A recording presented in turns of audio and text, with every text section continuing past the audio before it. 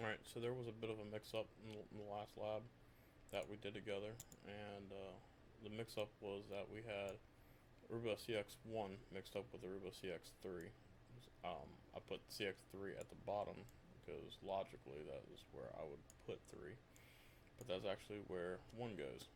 So we're going to go and relaunch this. We're going to go and change the host name. We're going to set those ports to being live again, and then we'll actually get to the part of the lab where we're going to be building VLANs 10 and 11. So let's just wait and see where we're at. It shouldn't be too terribly long. As I was saying before in the last video, that it does take a little bit of time for these switches to fully load up, but give it some time and we should be back up and running here in a minute.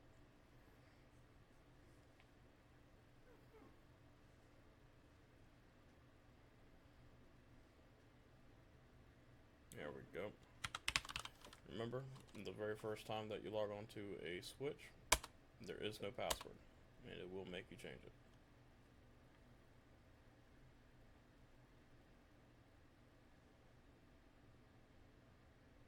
Alright.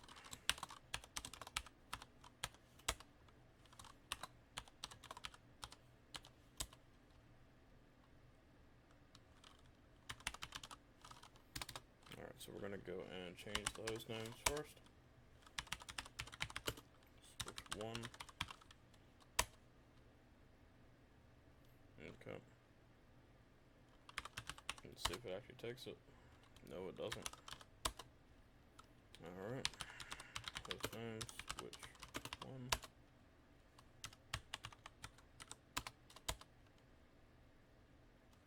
That's fine. We're going to write it to memory anyways.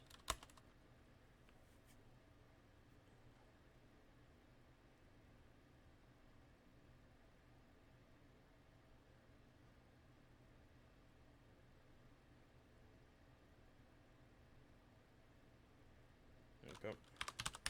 Exit.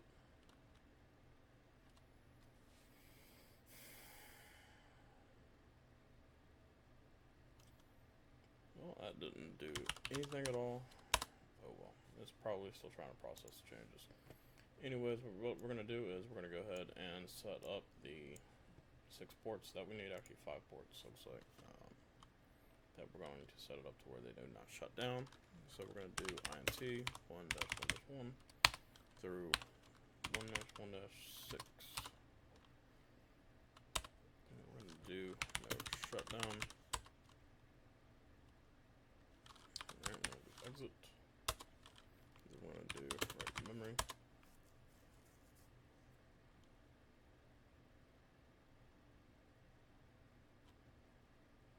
Alright, yep.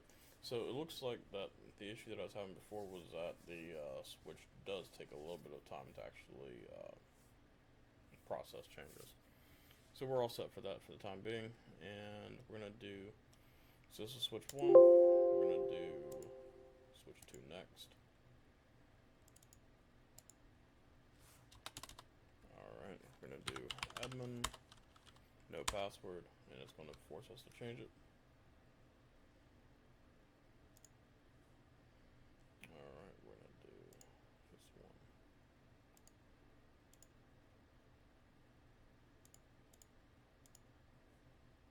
Alright, we're gonna go back to here.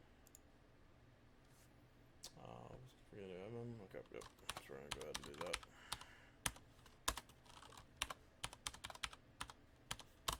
And we're good. And then we're gonna do config.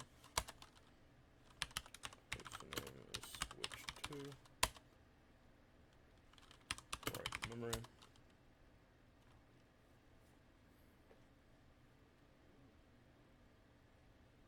And we're going to do int 1-1-1 through 1-6. We're going to do no shutdown. And let's see, I can't remember, was there any other command? Not at the point. Okay, so we're good on that. And we're going to close out of this. Actually, we're going to write this to memory.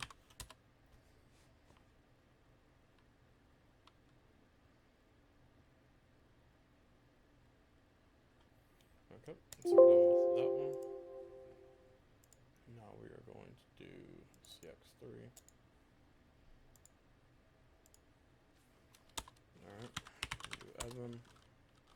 show password. And do the same password that we used on all the others.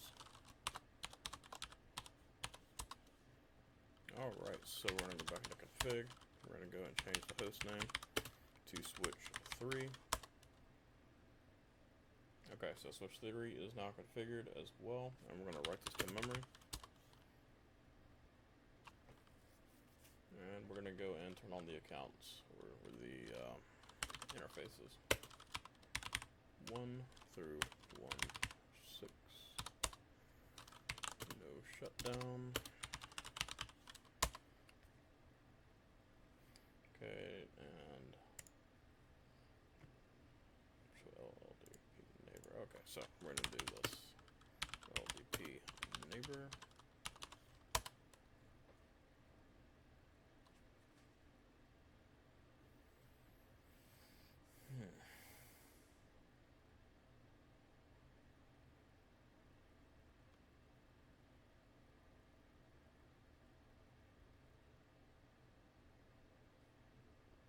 And this may take it a few minutes to actually process. There we go. Okay, cool. So, as you can see that we do have the MAC addresses for the virtual switches that we have also configured, and it also shows us their switch names and which ports that we're actually connecting to them from. Alright, so we're done with switch number 3 for the time being. So we're just going to... Did I already write this to memory? I can't remember. No, I didn't. I need to write it to memory. Cancel. There we go. Alright, so once this actually writes to memory, then we're going to go back to number 1. Alright, cool. We are good to go. So we'll go and pull up switch 1 again. And this time we're going to do VLAN 10 through 11. Alright, awesome. Yep, so now we're going to configure these VLANs. And what we're going to do is INT. Let's make sure we are recording. Okay, cool. So, yes. Cool. So we're going to do interface 112 through 113. And we're going to do no routing. And then VLAN trunk allowed 10 through 11. Alright, cool. And then for the time being, what we're going to do is run a shutdown port 3 for the time being. And we're just going to do execute. No.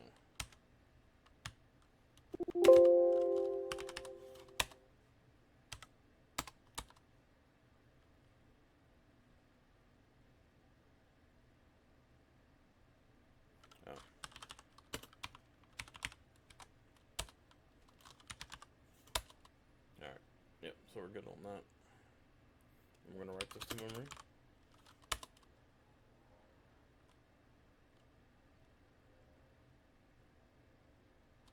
Alright, time being, we're good on this one.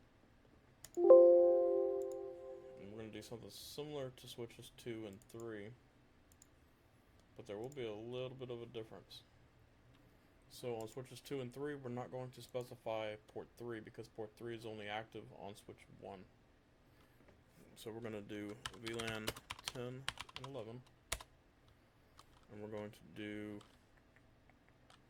INT 1 through -2, I believe.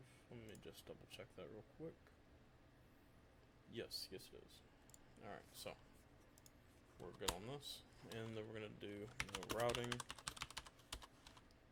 And then VLAN trunk allowed for 10 and 11.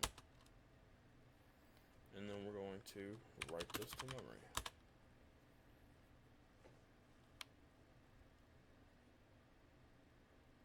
Alright. And then we're going to close out of this for the time being. This is switch 2. We just have to configure switch 3 now. And this one's going to be VLAN 10 and 11.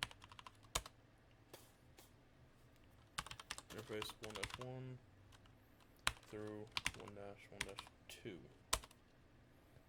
And what this command does is when you create the VLAN by just typing in VLAN 10-11, you automatically enter the configuration for that VLAN. So then when we type in the interface number, which is like 111 through 112, it's going to assign those 2 ports to those VLANs. So now what we're going to do is we're going to do no routing.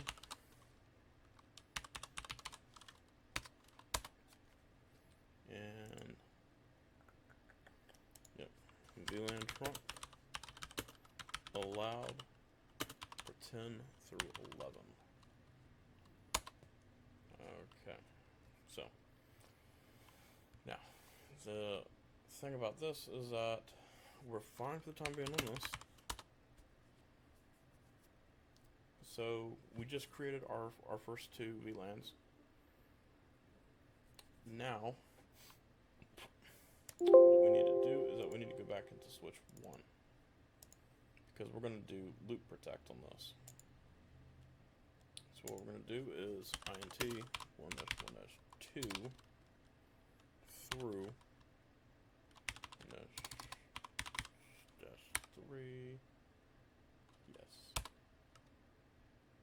Yep, so we're going to do that, and then we're going to do loop protect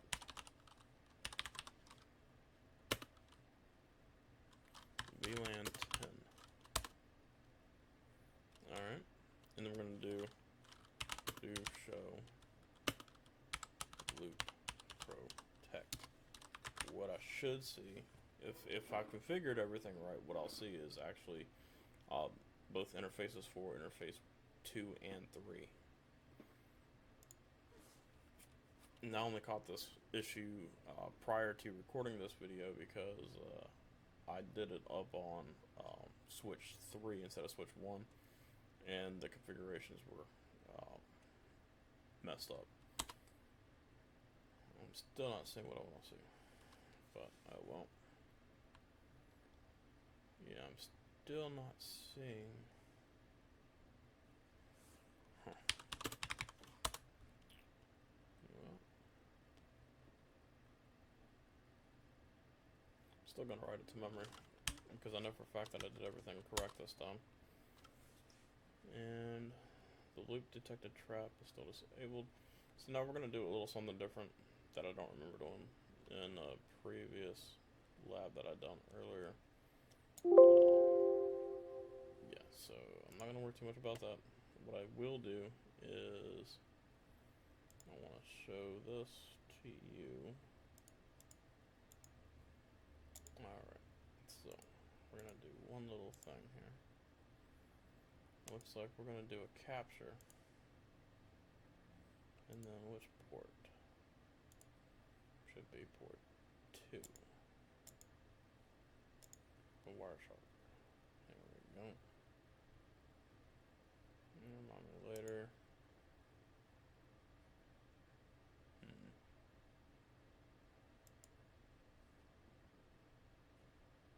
1, 2. It didn't ask me what kind of package I wanted to capture.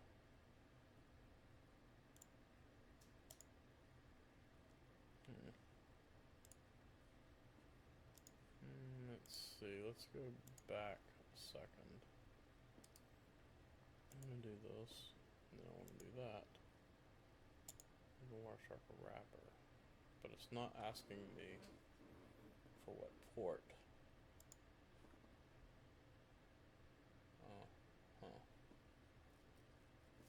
It should have asked me for the data link type.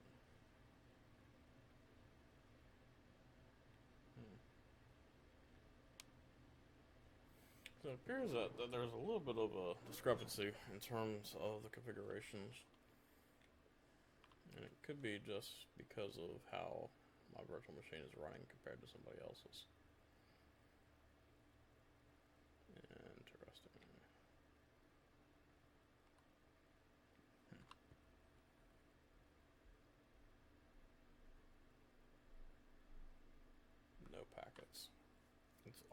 seeing at the moment.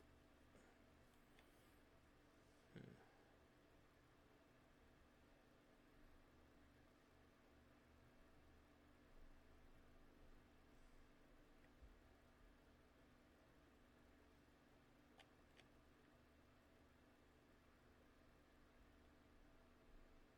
Hmm.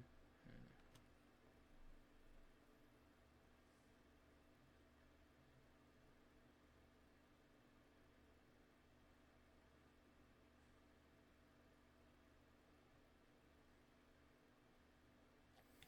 Something's not configured right.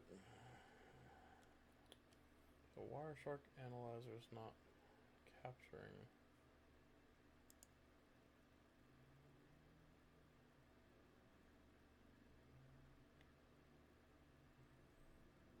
Hmm. Yeah, Wireshark's not configured right. Either way, doesn't matter.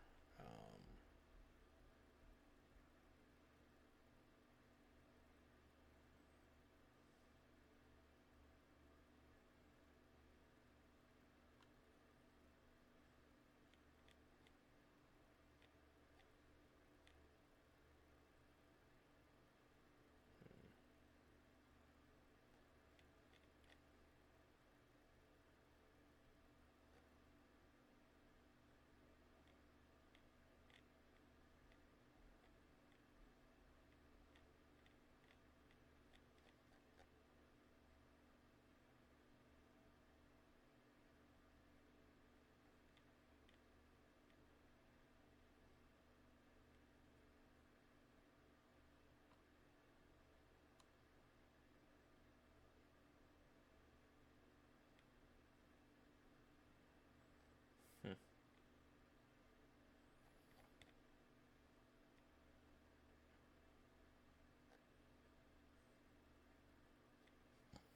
So it looks like I may have to configure a few other kinds of applications to work with this for it to actually work efficiently.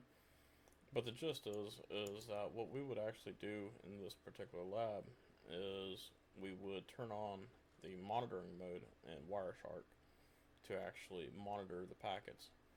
And then what we would do is that we would go back into our session with switch 1, and then we would actually, um, what we would do, and I could still do it, you know, I think I will. Interface 1-1-3, and we're going to do no shutdown.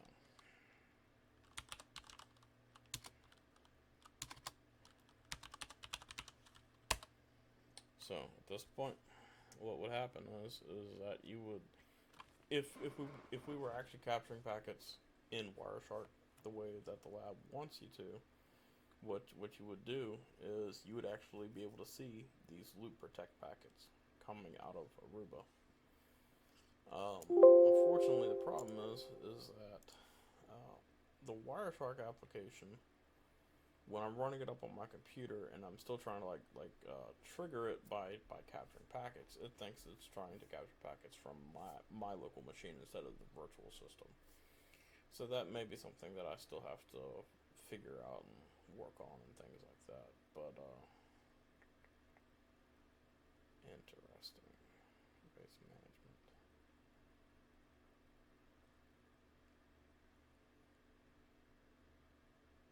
Actually, looks like I was missing a few configurations, but we're gonna actually, you know what?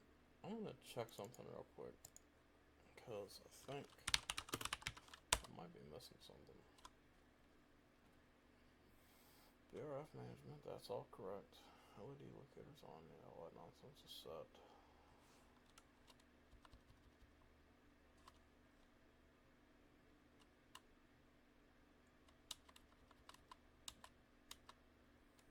Check 10.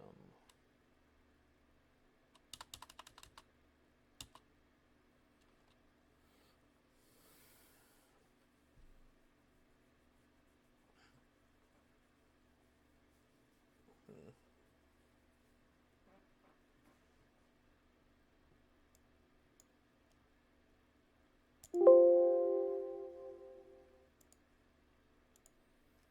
I'm just going to compare.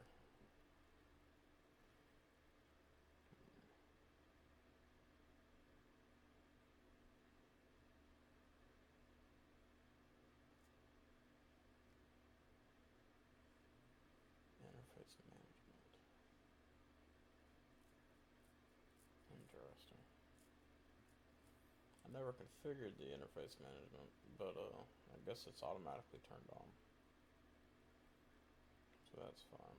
111 should have been. Oh, that's for switch 2. 111 should have been configured for no shutdown,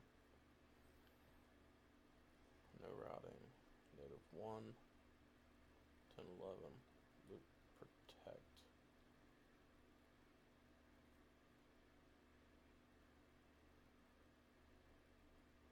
Huh. Loop protect. Loop protect event.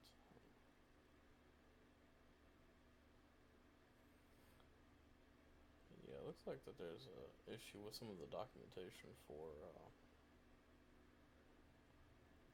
some of this. Yeah, no. This is a little bit of an outdated lab, but what I'll have to do is I'll have to figure out how to actually make it more current. Because there's some things that are showing up in the lab that are not showing up on here. And I believe that it's because of a difference within the version of the software. One thing that I see is that loop protect is listed twice in the actual documentation. It's not listed twice within the actual application. So it might be something that I missed.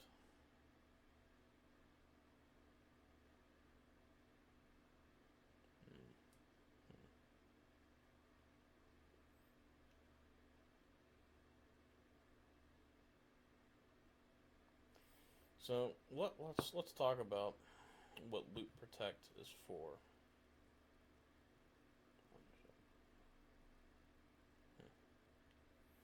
So what loop protect is actually for is it allows your switches and your network to continue running if there's like a loop detected. Well, what is a loop? A loop is when you take a network cable and let's say that somebody's out in your facility and they decide to add an additional switch, like one of those little 5 ports or 4 port switches that a lot of people will get so that they can add like additional devices. Well, let's say that you have a person who adds an additional switch. Well, what's going to happen is that if they have any additional cables coming out of that switch, and somebody comes in behind them and they see a loose cable or an unplugged cable and they plug that cable into the switch, and you have this loop because that's exactly what it is when you come from one cable end and you go into the other port, so you have 2 ports and it's looping right back into itself, it'll shut down the entire network. So you would set up loop protect in order to prevent your whole network from getting shut down. And what you would do is you would start to get loop detect messages within any kind of like capture program, right? Through Wireshark, or if you've got it configured in like your network firewalls or things like that, you could automatically detect it. Well, the cool thing about the Aruba switches is that where that loop is actually detected is going to be the switch that has the loop. So if you were trying to track down where a loop has occurred, it will tell you which switch. It's not going to tell you like exactly like which room it occurred in or anything, but that's going to be up to you to figure out. In the meantime, you could just turn off the port that is causing the issue, and then wait for somebody to complain that they don't have internet. That typically works. But yeah, so everything right now looks the way that it's supposed to look, but my applications are kind of buggy, and I I would have loved to have been able to actually demonstrate the way that this works, but I just can't at the moment because unfortunately, the way that Wireshark works on my network, or doesn't work because I never configured it. So I would have to play around with it to actually get it to work the way that I want it to. But if you guys have any questions at all about what a loop protect actually does, feel free to let me know. Just send me a message up on my email at eddiegtechnologies@gmail.com. So this is really the first lab, but I think I would probably change a few things on the actual lab itself. I think it is highly important that people document what it is that they're working on. A good example would be like interface 113, right? So if we go to 113 and we know that it goes to, which switch does it go to? 13 goes to CX2, so that goes to switch 2. Well, what we would do is that we would go to INT 112, and now we're going to do description. Is switch to connection. Now, what I want to do is that I have created a description for it. So when I go back into show run,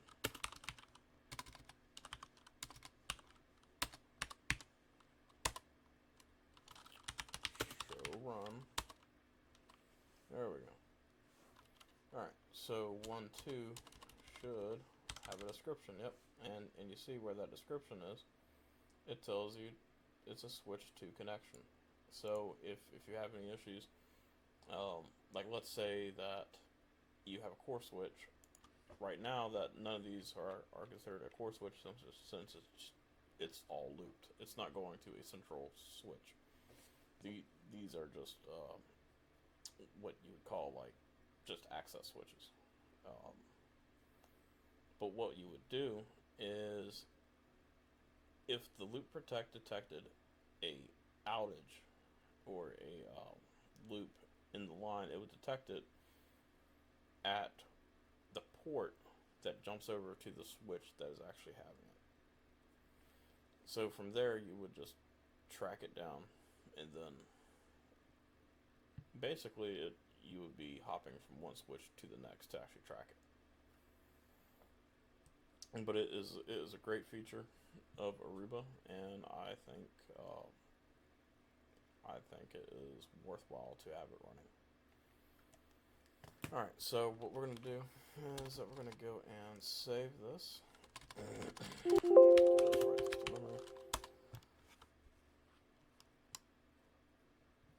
I'm fairly happy with how this lab went. I'm just kind of sad that I couldn't actually show the right kind of packet capture, because the packet capture did not interface with the virtual switch. So that may be something that I'll have to fix later on. But right now, I'm pretty happy. What you will see is here on this graph here is, like I said before, you've got 3 switches here. They're all basically just like access switches. They're all tied to each other. You've got some redundancy here. So let's say that you have a loop, right, and it takes down your 112 to 112 connection that goes from CX1 to CX3, right? Well, if you have a routing protocol running, then or OSPF, which is your open shortest path first option, it would jump from CX1 to CX2 to CX3 instead of coming from 1 to 1 or 1 2 to 1 2. It would do the jump over here because it would detect that port was down. And that'll be the next lab that we do. But at this time, I feel kind of good about what we've covered so far. But I'm planning to document more on this, and then we can cover it later on. But right now, it is fine the way that it is. All right. As always, if you have any issues, just send me an email to edgtechtechnologies@gmail.com. Thank you.